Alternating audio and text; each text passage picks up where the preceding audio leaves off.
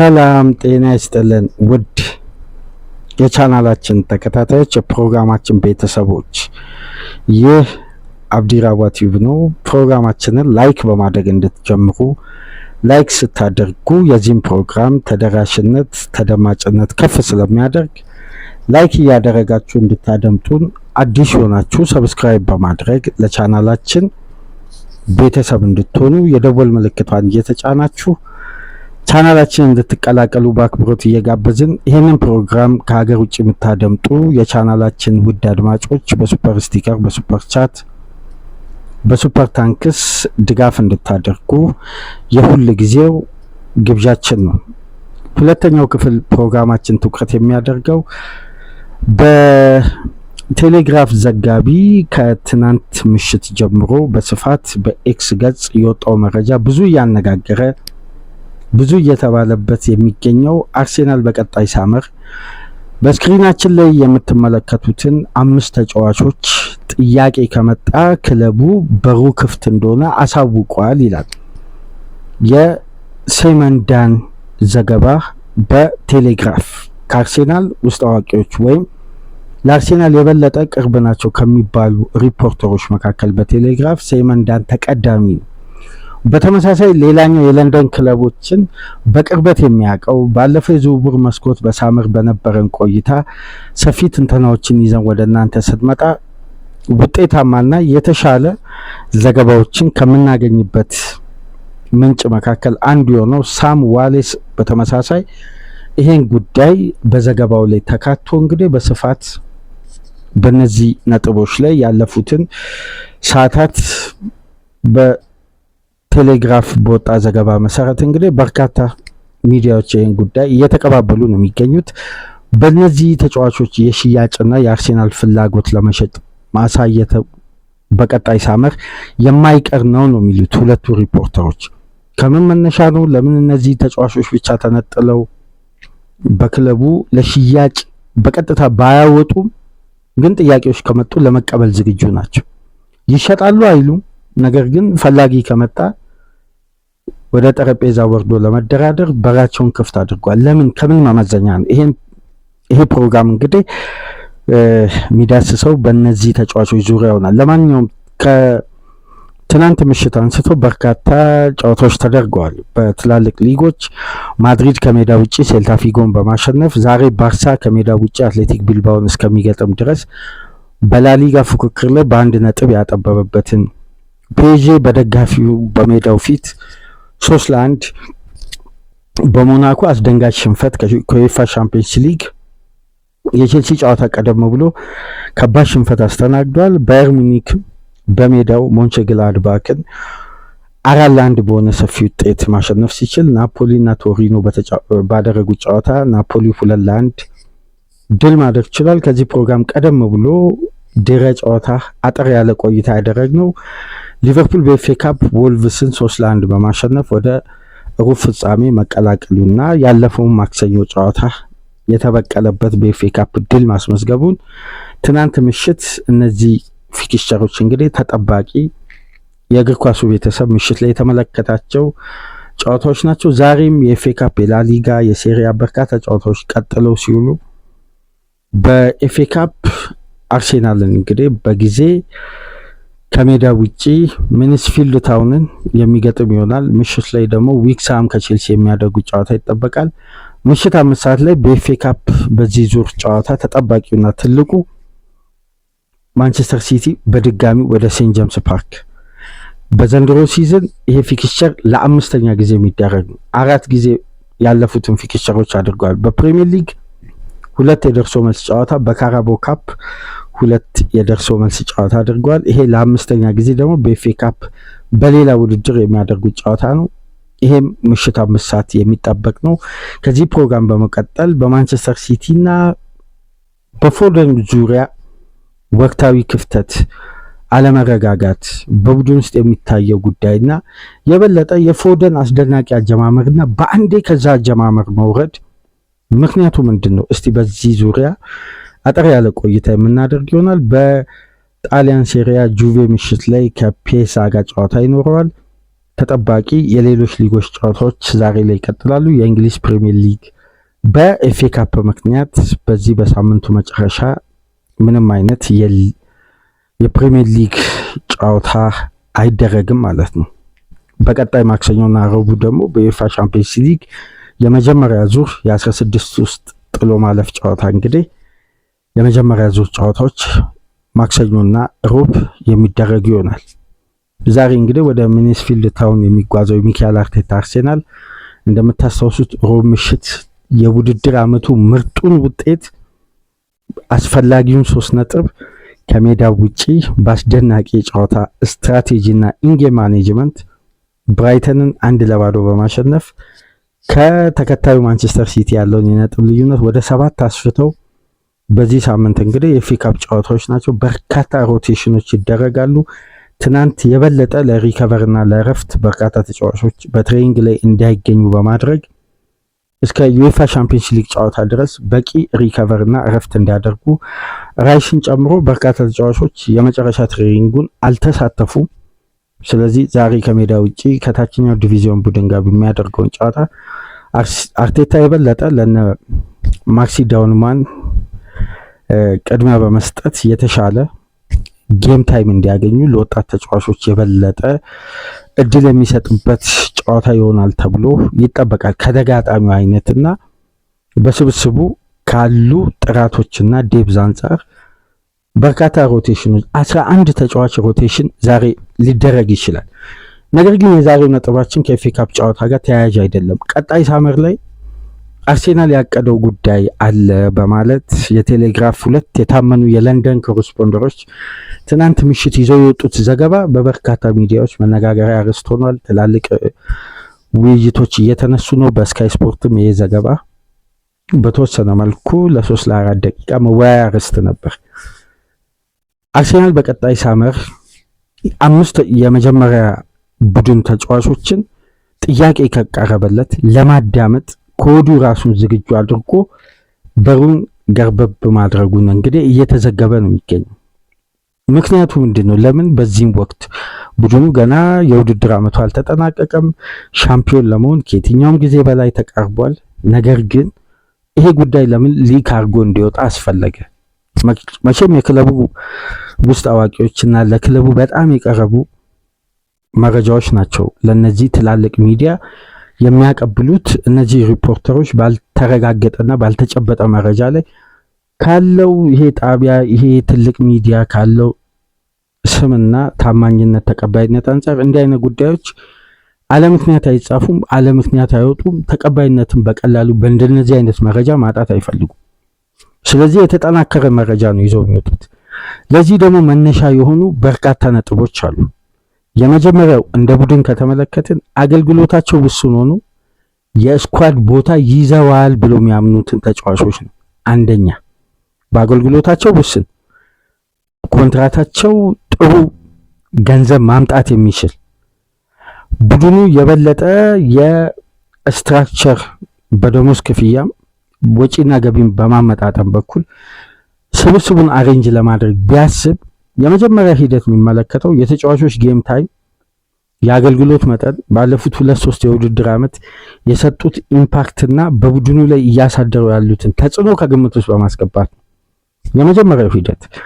ከዛም በኋላ የነዚህ ተጫዋቾች እድገትና አመርቂ መሆኑን ደግሞ ከግምት ውስጥ ባስገባ መልኩ ሂደቶች ይታዩና ነው እንግዲህ የተሻሻለ የሚበቃና በበቂ ጥንካሬ ላይ የሚዘልቅ የሚታይ ኮንሲስታንሲ የሚያሳዩ ተጫዋቾች ደግሞ የበለጠ ደለብ ያለ ኮንትራት ያገኛሉ። አሁን እንግዲህ የሳም ዋለንስ እና የሴመን ዳንድ ዘገባ እንደሚለው ከሆነ አርሴናል ባለፈው ሳመር 268 ሚሊዮን ፓውንድ ወጪ አድርጓል። ለዚህ ወጪ ደግሞ በዚህ ዓመት መጨረሻ የፋይናንስ ሪፖርት በሜይ 31 በሚጠናቀቀው ይሄ የሂሳብ መዝገብ ላይ ከወዲሁ ክለቡ ለቀጣይ የውድድር ዓመት ፋይናንሻል ስቴቢሊቲ ለመፍጠር ጫና ሊፈጠርበት እንደሚችል ከወዲሁ እየገመተ። አሁን ለምሳሌ በተለያዩ ኢኮኖሚስቶች የአንድ ቡድን ቀጣይነት የፋይናንስ አቅም ፕሪዲክት ይደረጋል። ካለፈው ገቢ የሚመጣው ገቢ አሁን ላይ ካለው ክለቡ ጀነሬት እያደረገ ካለው አቅም ሁሉም ጉዳይ ይታይና የመጀመሪያ ሂደት የሚመጡት ወደ ዌጅ ቢልና ስኳዱ የያዛቸው ተጫዋቾች አገልግሎታቸውና ክለቡ ከነዚህ ተጫዋቾች እያገኘ ያለው ጥሩ የቡድን አገልግሎትን ከግምት ውስጥ ያስገባል። ባላቸው የኮንትራት ደረጃ ደግሞ እየሰጡ ያሉ አገልግሎቶችና የበለጠ ቢጠናከር ከነሱ የተሻሉ ተጫዋቾች ቢመጡ ውጤታማ ይሆናሉ የሚሉትን ግምት ይመለከታል። ምክንያቱም እዚህ ጋር ኢኮኖሚስቶች የራሳቸውን ሪፖርት የቡድኑን ወጪና ገቢ፣ ትርፋማነት፣ ኪሳራን፣ ከታክስ በኋላ ከታክስ በፊት ክለቡ እያደረገ ያለው የኮሜርሻል አቅሙን እየገነባበት ያለውን ስታፍ ያሉ እነዚህን ሁሉ ጉዳይ ከግምት ውስጥ አስገብተው ነው እንጂ በፐርፎርማንስ ብቻ አንድን ተጫዋች አውጥተው አይሸጡም፣ ለአገልግሎት ብቻ። ምክንያቱም የዛ ተጫዋች ኮንትራት የሚሸጥበት አቅም ራሱ በፋይናንስ ረገድ የሚፈጥረው ልዩነት ካለ ጥያቄዎች ሊደመጡ የሚችለውና እነዚህን ሁሉ ጉዳዮች ክለቡ በላይ ባሉ አስተዳዳሪዎች ከግምት ውስጥ በማስገባት ለምሳሌ የጋብሪኤል ማርቲኔሊ እና የቤን ዋይት ጉዳይ ከላይ የተቀመጠ ነው ይላል። ከላይ የመጀመሪያ ማለት ለአርሴናል ጠንከር ያለ ኮንትራት ማፍረሻ ከመጣ በፍጥነት ለመደራደር በሩን ከሚከፍትባቸው ተጫዋቾች መካከል ሁለቱ ተጠቃሽ ናቸው ይላል። ቤን ዋይት እና ጋብሪኤል ማርቲኔሊ እንደ ምክንያት የተነሳው ደግሞ በስኳድ ውስጥ እየሰጡ ካለው አገልግሎትና ክለቡ ከነዚህ ተጫዋቾች እየተጠቀመ ያለበት መንገድን ከግምት ውስጥ በማስገባትና በስኳድ ዌጅ ቢል ላይ የያዛቸው ክፍያዎች፣ የተጫዋቾች አገልግሎት፣ ውጤታማነት በሲዝን ውስጥ እያሳዩ ያለው መጎልበትና አስተዋጽኦን ከግምት ውስጥ በማስገባት ነው። ስለዚህ አርሴናል ፋይናንሻሊ ራሱን ለማረጋጋት ለምሳሌ ጋብሪኤል ማርቲኔሊን ታስታውሳላችሁ በ2019 ነበር በ7 ሚሊዮን ፓውንድ ይህን ተጫዋች በቋሚ ውል ማስፈረም የቻለው። ይሄ ተጫዋች እንደምታውቁት እስከ 2029 ድረስ እስከ 2028 ድረስ የሚያቆየው ኮንትራት ስላለው ይህን ኮንትራት አርሴናል ሚኒመም ይላል በዚህን ሰዓት 48 ሚሊዮን ፓውንድ ቢሸጠው ከተጫዋቹ 41 ሚሊዮን ፓውንድ ትርፋማነትን ያስመዘግባል። ስለዚህ ከተጫዋቹ ጋር ረጅም ጊዜ ቆይቷል፣ ተጫዋቹም ተገልግሏል። ቀሪ ኮንትራቱን በዚህ ክፍያ ቢሸጥ የክለቡ ኢንካም ጀነሬት የማድረግና ፋይናንሻሊ ጡንቻውን ፈርጠም የማድረግ ከሚመጣው የሂሳብ መዝገብ ጫና ራሱን ከሚያወጣበት ዘዴዎች መካከል በእንዲህ አይነት ዋጋ ተገዝተው በክለቡ ጎልብተው ጥሩ አገልግሎት ሰጥተው በዚህን ሰዓት ቢሸጡ በስኳዱ ላይ የሚፈጥሩት ጫና ከሌለና ደብዙን የማያናጉ ከሆነና በበለጠ ተፎካካሪነት ስፍራውን የሚያደራጅ ከሆነ ቡድኑ በቀጥታ እንዲህ አይነት እርምጃዎች ይወስዳል። የመጀመሪያው ጉዳይ ጋብሪኤል ማርቲኔሊን የተመለከተ ነው። ሁለተኛው በዛው ፖዚሽን ላይ እንግዲህ በፎቶ ላይ ስላላካተተ ነው እንጂ ሊያንድሮ ትሮሳርድም ተጠቃሽ ነው። ከእድሜና ከአገልግሎት አንጻር እንደምታስታውሱት ያለፈው ሳመር ባለው ኮንትራት ላይ የደሞዝ ጭማሪ ተደርጓል። ስለዚህ አርሴናል 268 ሚሊዮን ፓውንድ አውጥቶ በዌጅ ቢሉ ላይም ከፍተኛ የደሞዝ ጭማሪ አድርጓል። ስለዚህ በሂሳብ አሰራር በሁለቱም መንገድ አርሴናል ላይ በቀጥታ ጫና ይመጣል ማለት ነው። አንደኛ ስኳዱ በጣም ሰፍቷል፣ ከፍተኛ ደሞዝን ይከፍላል ካለፉት አመታት የበለጠ። ስለዚህ በዛው ደረጃ ኢንካምን ጀነሬት ማድረግ ይጠበቅም። እሱ ብቻ ሳይሆን የደሞዝ ክፍያ ጫናንና የፒኤስአርን ህግ ባመጣጠነ መልኩ መሄድ አለበት። በሚያስገባው ገቢ ልክ ደግሞ ወጪ ማድረግም የለበትም። እንደ ክለብ ትርፋማነትን ማስመዝገብ አለበት። የበለጠ ደግሞ የዘንድሮን ሲዝን በስኬት ማጠናቀቅ ለአርሴናል ምንም አይነት ጥያቄ ማይቀርብበት ፋይናንሻሊም አንገብጋቢ የሆነ ጉዳይ ነው። ስለዚህ በሜይ 31 ለሚጠናቀቀው የፋይናንሻል ሪዛልት እንግዲህ ከወዲሁ አርሴናሎች ጫና ይፈጠርብናል ብለው ያሰቡባቸው የተለያዩ የፋይናንስ ስርዓቶች አሉና እነዚህን ከግምት ውስጥ በማስገባት ማርቲኔሊ እና ትሮሳርድ በፖዚሽናቸው ላይ ትልቅ ለውጥ ሊደረግበት እንደሚችልና ቢያንስ ክለቡ በሁለቱ ዌጅ ቢል ከደሞዝ ክፍያ ላይ አንስቶ በመካከለኛ ደሞዝ ነገር ግን ቦታውን በተሻለ እድሜና በአስተማማኝ ብቃት ከፍ ማድረግ ይፈልጋል። ስለዚህ ከሁለቱ ተጫዋቾች ቀጥተኛ ሽያጭ ገቢ ለማግኘትም ታሳቢ ያደርጓል። አንደኛው ይሄ ነው። ሁለተኛው ቤን ዋይት ነው። ባለፉት ሁለት የውድድር ዓመት ይሄ ተጫዋች ከሰጠው አገልግሎትና ከተጫወተው ደቂቃ በቡድን ውስጥ ፐርፎርም እያደረገ ያለበትን ብቃትና አስተዋጽኦ ከግምት ውስጥ በማስገባት እንግዲህ የአገልግሎት መጠኑ አነስተኛ ሆኖ ክለቡ የበለጠ በዚህ ተጫዋች እስከ 50 ሚሊዮን ፓውንድ ክፍያ አጠቃላይ ፓኬጅ የመጀመሪያ ዙር ክፍያ እንደምታውቁት 42 ሚሊዮን ፓውንድ ነበር። እንደ ብቃቱ እንደ ዩኤፋ ቻምፒየንስ ሊግ ተሳታፊነቱ የተለያዩ ክፍያዎች ተጨምረዋል በተጫዋቹ ብቃት እና ባለፉት ዓመታት ከብራይተን ከመጣበት ጊዜ አንስቶ። ስለዚህ አርሴናል አሁን ከደሞዝ ክፍያ ላይ የቤን ዋይትን ዌጅ ቢል ማንሳት ይፈልጋል። በተጨማሪም እየሰጠ ካለው አገልግሎት የተጫዋቹ እንግዲህ አስተማማኝነት፣ የጤንነቱ ጉዳይ፣ ኮንሲስታንሲው የተለያየ ጉዳይ ከግምት ውስጥ በማስገባት ጫናን ለማቃለል በስኳድ አገልግሎት ውስጥ አነስተኛ የሆኑ ነገር ግን በስብስብ ውስጥ የስኳድ ካላቸው አገልግሎትና ከሚሰጡት የቡድን ቀጥተኛ ተሳትፎ ከግምት ውስጥ ያስገባ ነው። አሁን የቤን ዋይት ያለፉትን ጊዜያት ከግምት ውስጥ በማስገባት ለቤን ዋይት የሚቀርብ ጥያቄ አርሴናል ለመደራደር በሩን ክፍት እንዳደረገ እዚህ ዘገባ ላይ ተያይዞ ተነስቷል። ግን የቤን ዋይት ጉዳይ በበለጠ አንገብጋቢ የሆነው በዘንድሮ የውድድር ዓመት ከሌቨርኩዘን በውሰት ከተዘዋወረ በኋላ በአርሴናል ቤት አስደናቂ ቆይታ እያደረገ የሚገኘው በተቃራኒ ፖዚሽን በግራ ፉል ባክ እያገለገለ የሚገኘው ፒሮ ሂንካፔን በቋሚነት ለማስፈረም ፋይናንሻል ስቴቢሊቲ ለመፍጠር ሁለተኛ ዋነኛ ጉዳይ ታሳቢ የተደረገ ነው ይላል። ይሄ ምናልባት ሊሰመርበት ይገባል። ምክንያቱም ሂንካፔ ኮንሲስተንሲው እያሳየ ያለው በቦታው ላይ ከካሊፊዮሪ ጋር ይህን ተጫዋች በቋሚነት ማስፈረም ሁለት ዋስትና አለው። አንደኛ በሴንተር ባክ በኩል አገልግሎቱ ማግኘት ይችላል።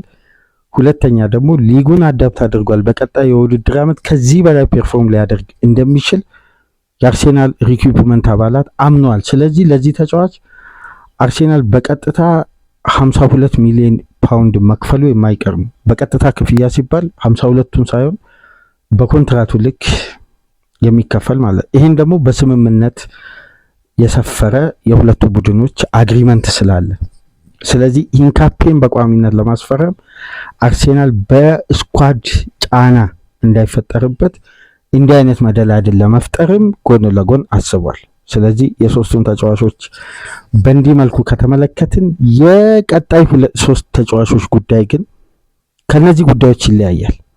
ኢተን ንዋኔሪ፣ ማይልስ ሉዊስ ስኬሊ እና ማርቲን ኦዲጋርድ የሶስቱ የግራኝ እግር ተጫዋቾች ጉዳይ አንድ እዚህ ዘገባ ላይ ከተመለከትኩትና ካስገረመኝ ጉዳይ መካከል የማርቲን ኦዲጋርድ ጉዳይ አርሴናልን በ4-5 ፖዚሽኖች ላይ እንዲጠነክር ያደርገዋል ይላል።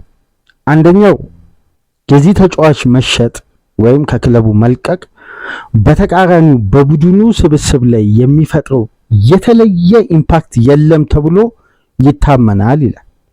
በሚዲያው በኩል በእግር ኳሱ ቤተሰብ በኩል አርቴታ የበለጠ የሚያምንበት የክሬቲቭ አማካይ ቢሆንም በቦታው ላይ ከተደረገ ዝውውርና ሊደረግ ከታሰበ እቅድ አንጻር ከዚህ ተጫዋች የሚገኘው ገቢ የአርሴናልን ፋይናንሻል ኦቨርሎድ በበለጠ መቀነስ ይችላል። የተገዛበት ዋጋ ታስታውሳላችሁ ወደ 24 25 እስከ 30 ሚሊዮን ዩሮ አካባቢ። ነገር ግን አሁን ተጫዋቹ በዚህ ወቅት በትራንስፌር ማርኬት ያወጣል ተብሎ በቀሪ ኮንትራቱ እስካሁን ድረስ በብቃቱም በተለያዩ ጉዳዮች የወጣለት የዋጋ ተመን 58 ሚሊዮን ፓውንድ ገደማ እስከ 60 ሚሊዮን ፓውንድ ነው።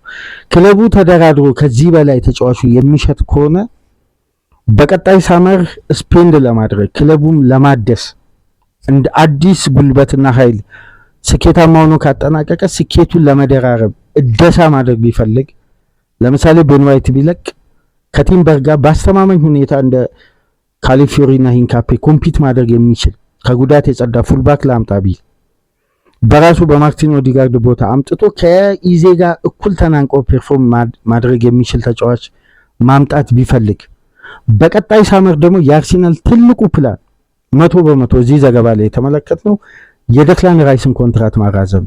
እሱ ደግሞ ከፍተኛ ሚሊዮን ፓውንድ ፓኬጅ ዌጅ ቢል ጫናን አስድቶ ክለቡ ማስፈረም ይፈልጋል። ምክንያቱም ሳካ፣ ጋብሪኤል እነዚህ ተጫዋቾች ሳሊባ መፈረማቸው ይታወሳል። በቀጣይ ቲምበር እንደሚፈርም ይጠበቃል። ስለዚህ የተጫዋቾች ኮንትራት በታደሰ ቁጥር የሚጨመርላቸው የደሞዝ ማሻሻያና የቦነስ ክፍያ አለ። በዛው ልክ ክለቡ ፋይናንሻሊ የሚያስገባው ገቢ ደግሞ በተረጋጋ ሁኔታና ይሄ የደሞዝ ጫና አስገዳጅ ሽያጭ ውስጥ እንዳይገባ አስገዳጅ ወጪና ገቢን የማመጣጠን ቅድመ ሁኔታ ላይ እንዳይገባ በተለይ አርሴናል ላይ እነዚህ ጉዳዮች ከወዲሁ መታሰብ የጀመሩበት ዋነኛ ምክንያት አድማጮች ልብ ብላችሁ ተመልከቱ። አርሴናል ባለፉት ዓመታት ትልቁ ሽያጭ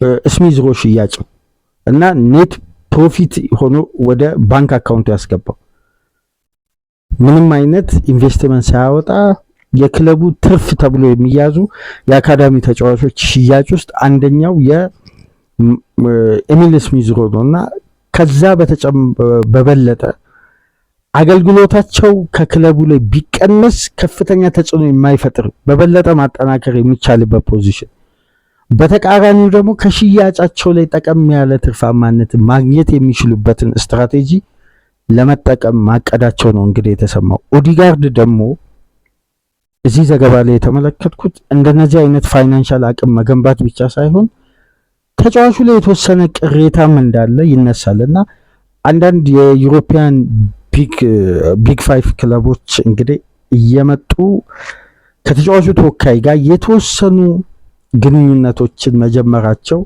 ይሰማል። በየወቅቱ ግን ሪሊያብል ሶርስ ስላልሆነ ወይም ዘገባው የታመነ ስላልሆነ በብዛት በዘገባ መልክ ይዞ ለማምጣት ወደ እናንተ ተቀባይነት ያላቸው ሚዲያዎች ስላልሆኑ ጉዳዮች ላይ ብዙም ትኩረት አልሰጠንም። እዚህ ዘገባ ላይ የተመለከትነው ግን ከትላልቅ ሀያላን ክለቦች ጭምር አርሴናል ባለፈው 2 ሳምንት ጥያቄ አስተናግዷል፣ ግን በሩን ዘግቷል። አርቴታ ይሄን ዴብዝና ይሄን ስኳድ መነካከት አልፈልግም፣ ቢያንስ በስኬት ከታጀበ በኋላ ሪፎርም ማድረግ ነው ትኩረቱ። ስለዚህ እንደነዚህ አይነት ጉዳዮች አለ። በዋነኝነት ግን የአማካይ ክፍሉ ላይ የበለጠ አርሴናል ተጨማሪ ተጫዋች ማስፈረም ይፈልጋል።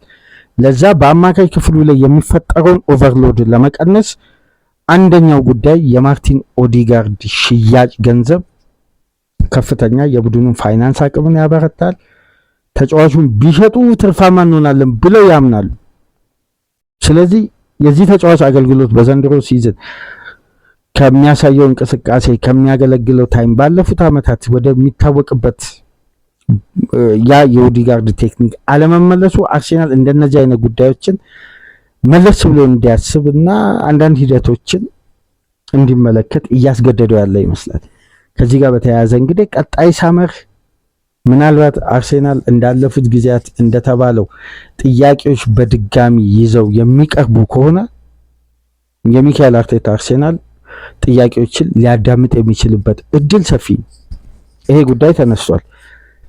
ስለ ሁለቱ የአካዳሚ ተጫዋቾች ትናንትና በነበረን ፕሮግራም ላይ በአርሴናል ዙሪያ የተሰጠው ሁሉም ኮሜንት በጣም የሚያስደስት የሚያበረታ ምርጥ ኮሜንት ሰጣችሁናል። አድማጮች ከልብ እናመሰግናለን ለሰጣችሁን ኮሜንት። በጣም እንደዚህ አይነት አድናቆትና ኮሜንቶችን ተመልክቼ አላቅም። ለሰጣችሁኝ ሀሳብ አስተያየት ከልብ አመሰግናለሁ።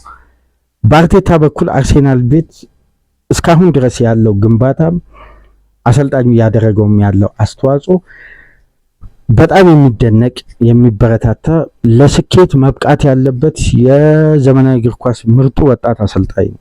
ይህን በተደጋጋሚ ስናነሳ ነበር። በግሌ ግን ከአርቴታ አንድ የማልደግፈውና በብዛት በየውድድር ዓመቱ ከምናስተውለው ጉዳይ ሁሉም የአርሴናል ቤተሰብ ምናልባት ይህን ሀሳብ ሊጋራ ይችላል።